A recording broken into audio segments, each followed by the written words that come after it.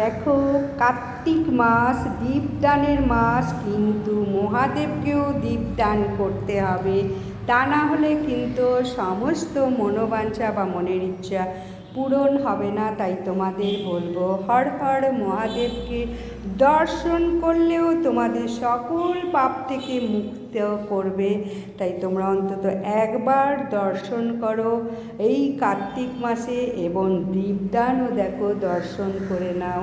আমি তো দেখো মন্দিরে চলে এসেছি, যথারীতি ফুল ফল ধূপ দ্বীপ ঘিয়ের প্রদীপ সমস্ত কিছু নিয়ে চলে এসেছি। আর কখনো কোনো মন্দিরে প্রদীপ কিন্তু সরাসরি দেখো মাটিতে বসাবে না। দেখো আতপ চাল দেবে বা ফুল দেবে, দিয়ে তারপরে দীপ বসাবে। এটা কিন্তু অবশ্যই মাথায় রাখবে। কেমন লাগছে হর হর মহাদেবকে একবার দর্শন করো, সকল পাপ থেকে মুক্ত করবে। ভিডিওটা ভালো লাগলে লাইক সাবস্ক্রাইব শেয়ার করে দিও।